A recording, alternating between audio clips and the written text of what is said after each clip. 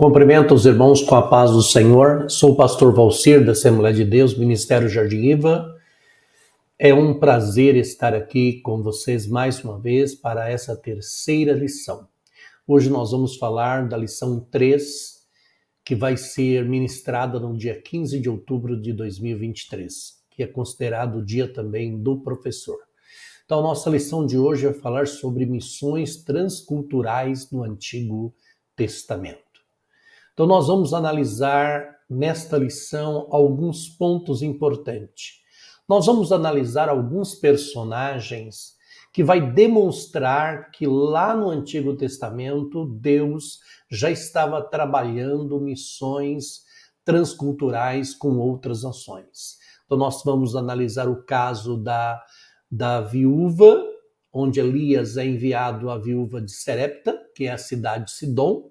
Vamos ver como isto interfere dentro da questão transculturalidade. E vamos analisar também Jonas, quando é enviado para Nínive. Então peço que você fique conosco para que a gente possa juntos aprender um pouco mais sobre missões no Antigo Testamento.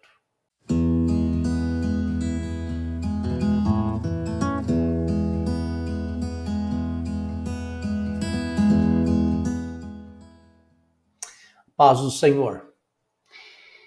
Gostaria que você divulgasse esse vídeo para outras pessoas, para que pudéssemos crescer dentro do YouTube, e o YouTube também vai poder indicar toda vez que nós publicarmos um vídeo aqui para você. A nossa ideia é trazer a vocês o conhecimento da lição bíblica.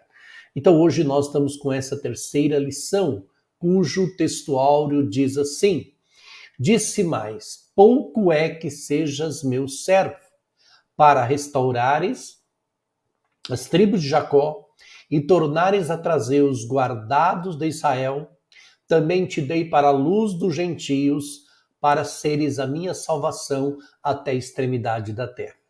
Quando o profeta Isaías escreve isso, deixa claro aqui que Israel foi escolhido para ser luz para os gentios, povos que não são judeus, e para levar a salvação à extremidade da terra.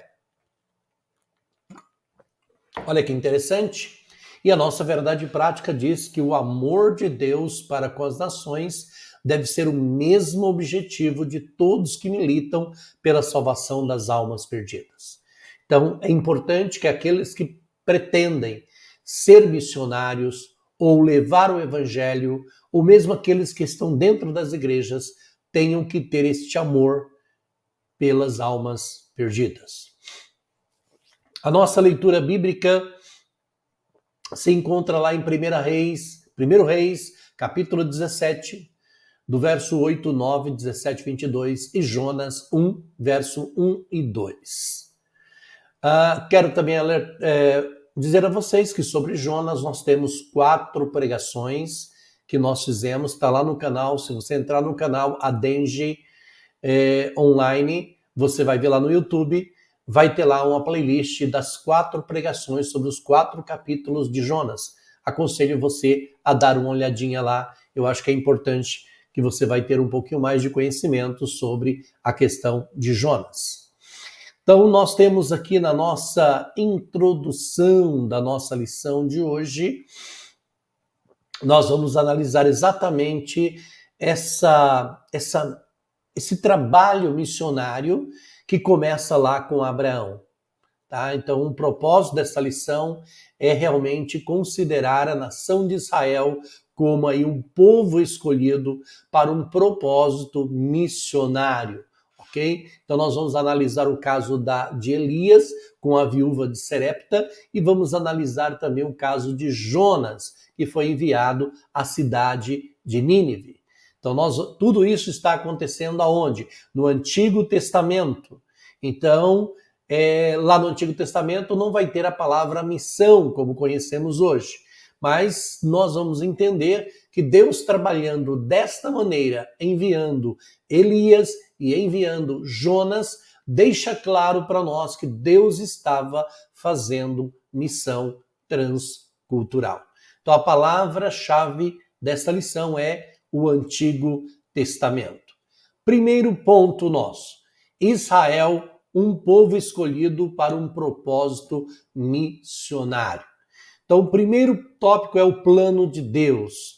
Então, Deus realmente, quando a gente analisa lá Gênesis 12, nós vamos ver a chamada de Abraão. Então, Deus já tinha um propósito na vida de Abraão para que ele fosse uma bênção na vida de todas as pessoas, de todas as nações. Já estava incluso. Quando a gente analisa Mateus 24:14, nós vamos analisar que Deus já tinha esse propósito.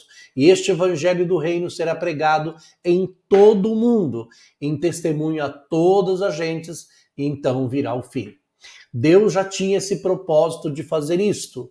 Também lá em Mateus 28:18 vai dizer assim: e chegando-se, Jesus falou, é-me dado todo o poder no céu e na terra, portanto, ide e ensinai a todas as nações, batizando-os em nome do Pai, do Filho e do Espírito Santo, ensinando-os a guardar todas as coisas que eu vos tenho mandado. E eis que estou convosco todos os dias até a consumação do século. Este propósito já estava no coração de Deus. Para que isto acontecesse, para que isso fosse possível acontecer no Novo Testamento, Deus então trabalhou chamando o povo de Israel, a nação de Israel, como um povo missionário. Então, o povo israelita deveria realmente ser testemunha do nome de Deus por onde eles passassem pelas nações. Olha o que diz Isaías 42, 5-7. Assim diz o Senhor que criou os céus e o estendeu, formou a terra e a tudo quanto produz, e que dá respiração ao povo que nele está, e o espírito aos que andam nela. Eu sou o Senhor Deus, eu sou o Senhor, te chamei em justiça e te tomarei pela mão e te guardarei, e te darei por conserto do povo, para a luz dos gentios, para abrir os olhos cegos, para tirar da prisão os presos e do cárceres aos que jazerem em trevas. E aí vai. Então Israel tinha consigo a missão de levar o nome de Deus a todas as nações. Segundo tópico, a falha de Israel. Israel falhou? Sim, nós sabemos que ele se contaminou com as religiões pagãs que eram vizinhos deles e se preocuparam muito com a sua identidade racial, nacional, e deixaram de lado a sua vocação, que era testemunhar de Deus. Nesse ponto, a gente sabe que muitos cristãos nos nossos dias também estão se envolvendo com o mundo, se envolvendo com as questões financeiras, com outros projetos, e estão esquecendo que Deus chamou a mim e a você para levar o seu nome a todas as nações. Então, realmente, Israel ele se contaminou, deixou de lado. Então, nós vamos ver que Israel realmente se distanciou. Tivemos a oportunidade, alguns trimestres atrás, de estudar sobre Ezequiel. Todo o livro de Ezequiel foi escrito exatamente para mostrar como ocorreu a queda de Israel, como a glória de Deus saiu e como Deus então volta para ressuscitar Israel e a glória de Deus voltar. Então, em meio a tudo isso que está acontecendo em Israel, Israel não deixou de ser realmente uma bênção para as outras nações. Mesmo com falhas, mesmo com erro, Israel continua sendo uma bênção para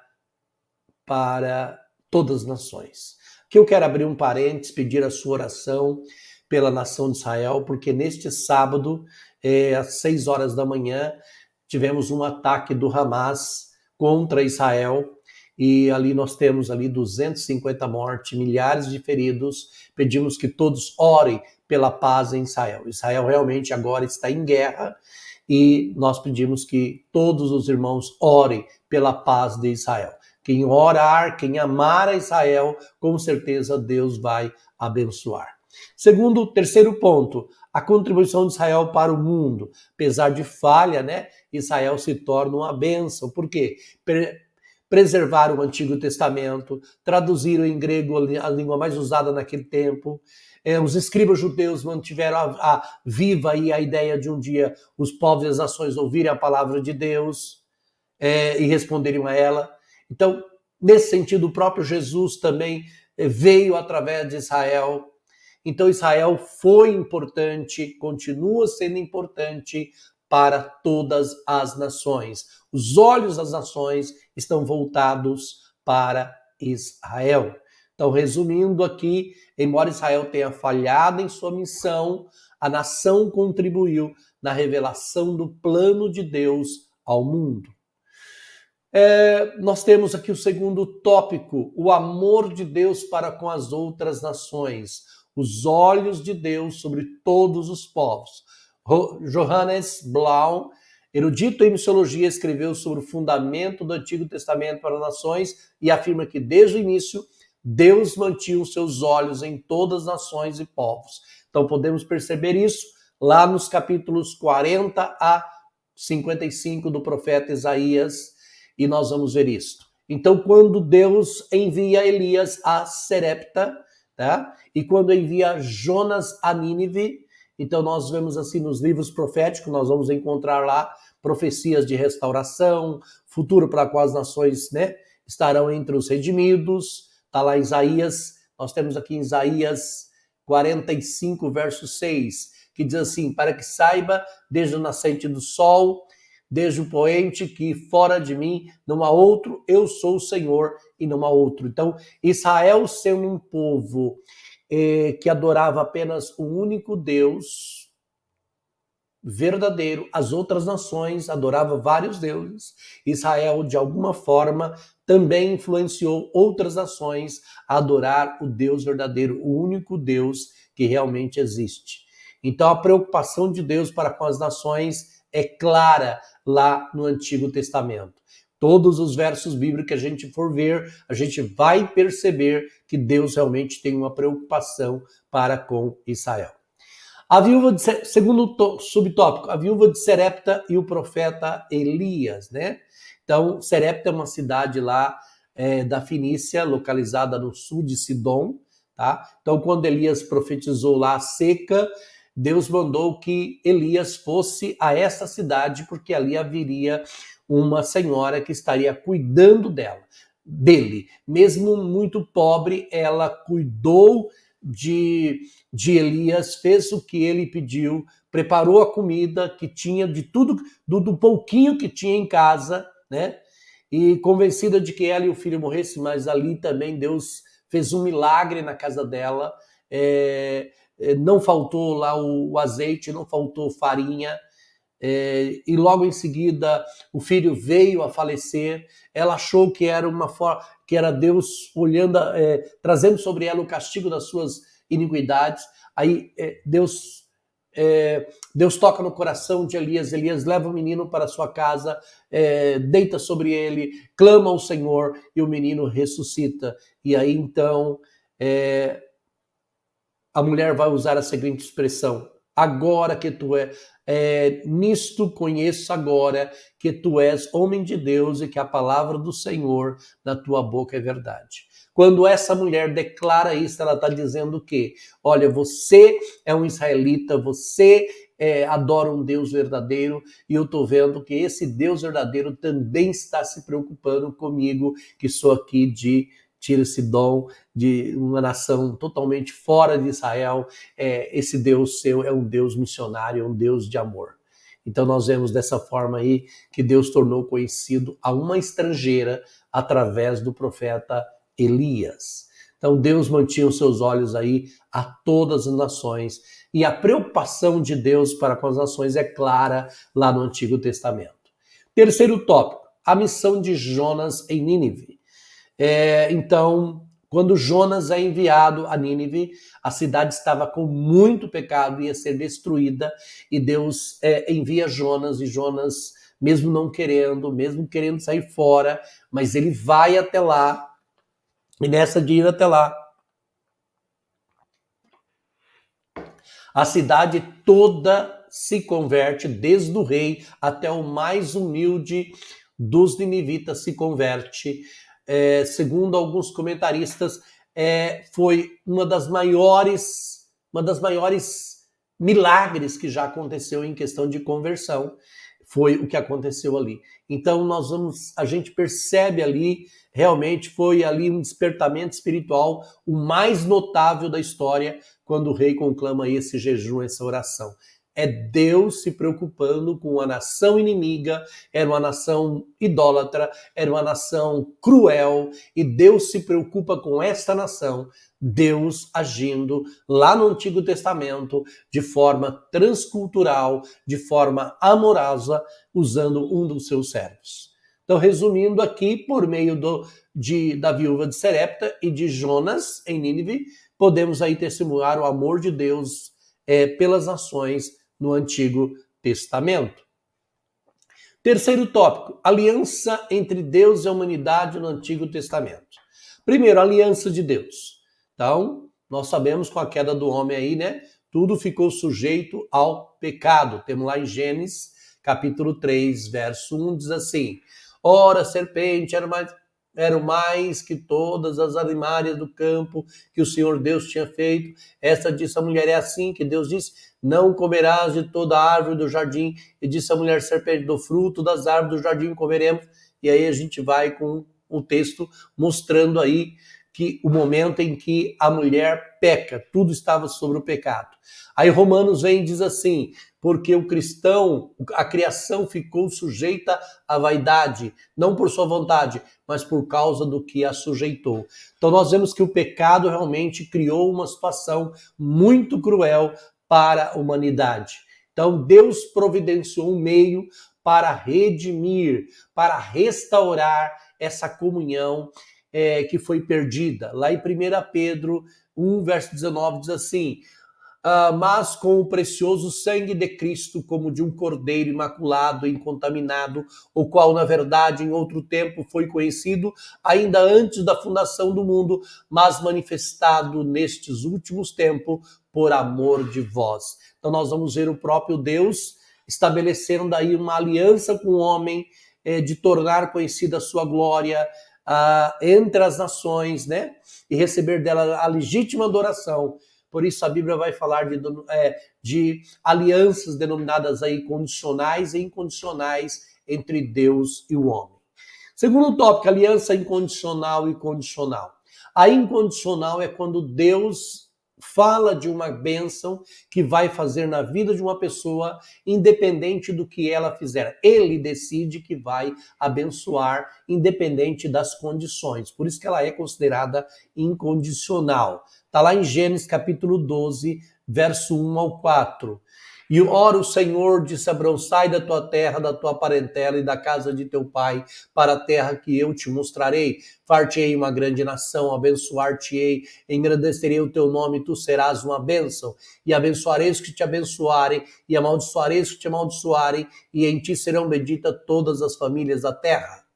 Esta bênção ela é incondicional, porque não exige nada de Abraão, apenas diz que vai abençoá-lo. Então, a aliança incondicional é aquela que não exige condições. Agora, a aliança condicional já é uma proposta de Deus que depende do comportamento, depende daquilo que eu fizer. Se eu não fizer, eu vou ser punido também por Deus. Eu incorro em maldições, mas se eu fizer, nada acontece. Se eu fizer, eu vou receber a bênção. Olha que está em Deuteronômio 28.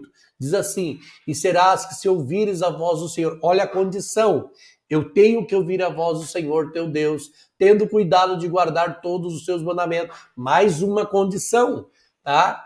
Que eu te ordeno hoje, o Senhor teu Deus te exaltará sobre todas as nações.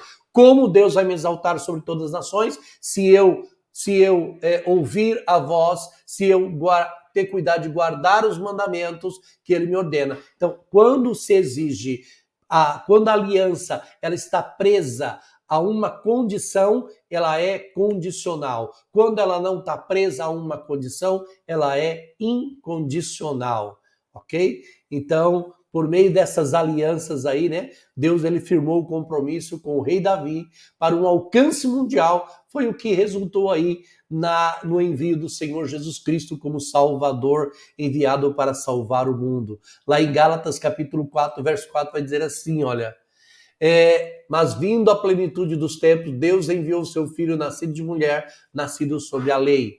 Não depende do homem, da condição nenhuma do homem. Deus pelo seu amor. Porque a Bíblia vai dizer assim, porque Deus amou o mundo de tal maneira que deu o seu Filho unigênito para que todo aquele que nele crê não pereça, mas tenha vida eterna. Independente das condições humanas, Deus enviou o seu Filho. Então, há alianças condicionais e incondicionais na Bíblia que tornam conhecida aí a glória de Deus entre as nações.